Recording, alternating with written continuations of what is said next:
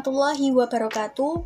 Kali ini kita akan uji korelasi menggunakan SPSS. Sebelum itu kita siapkan bahan-bahannya, Miss Crawford XL, SPSS, dan catatan.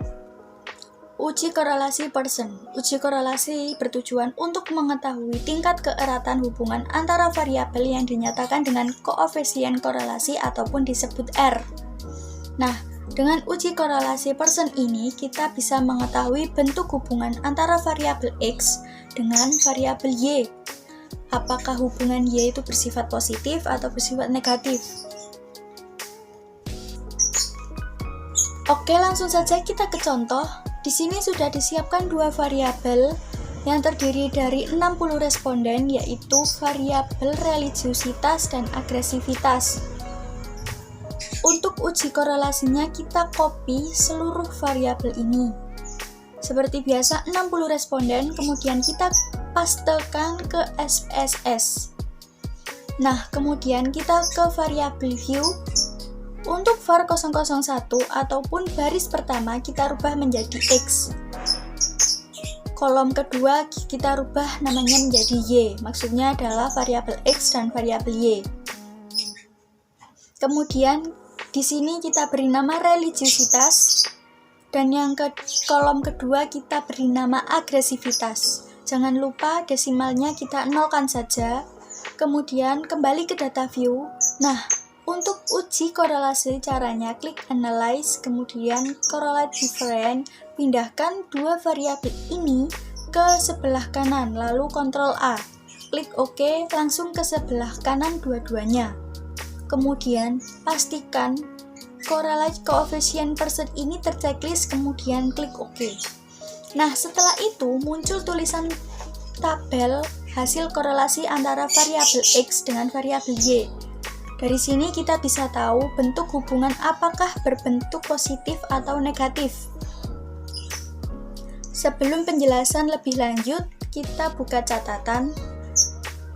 Nah, sekarang kita kembali ke dasar keputusan.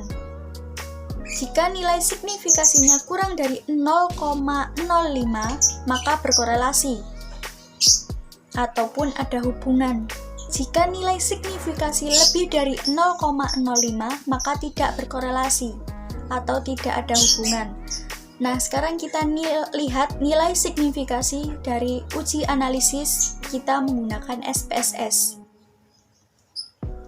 Kalian perhatikan di baris kedua ini, yaitu signifikasi total di sini ataupun di bawahnya bisa dilihat untuk religiusitas, signifikasinya adalah 0,125.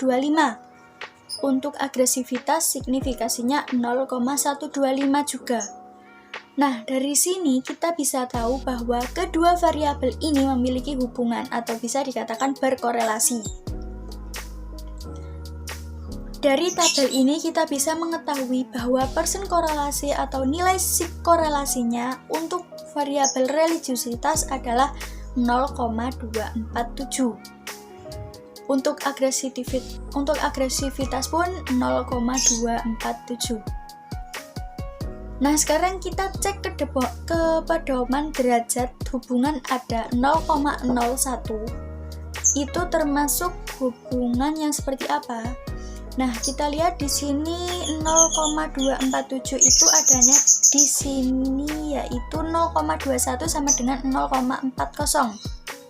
Karena 0,247 termasuk di dalam korelasi lemah.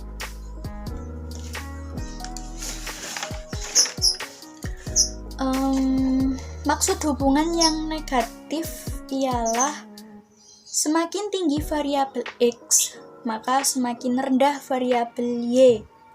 Begitu pula sebaliknya, apabila semakin rendah variabel X, maka semakin tinggi variabel Y.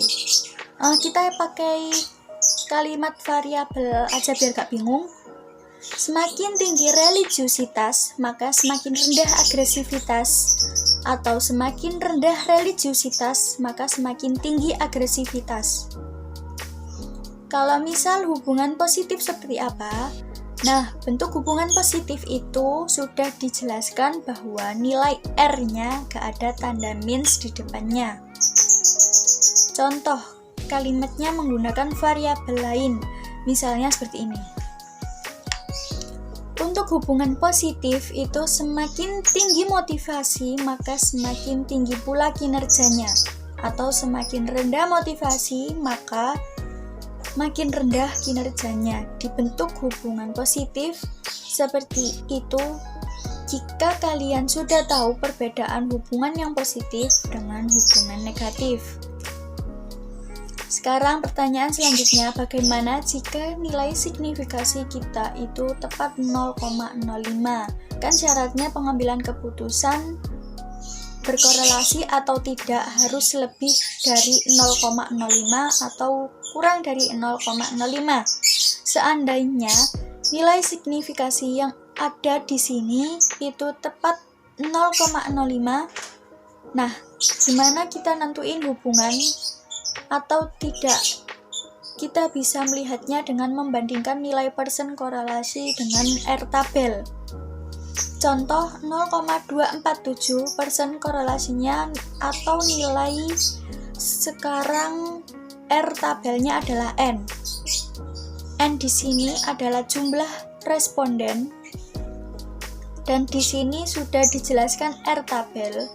Kita pilih yang 5%, kemudian jumlah N-nya 60 orang, otomatis di sini 0,312. Kita kembali ke SPSS. Jika kita sudah tahu R tabel N 40 responden berapa, yaitu 0,312. Sekarang kita bandingkan dengan nilai korelasi yang ada. Sebagai contoh, tidak ada 0,247. Nah, 0,247 ini kan lebih dari 0,312, otomatis ada hubungan korelasi. Demikian tutorial kali ini, semoga bermanfaat. Sekian dan terima kasih. Wassalamualaikum warahmatullahi wabarakatuh.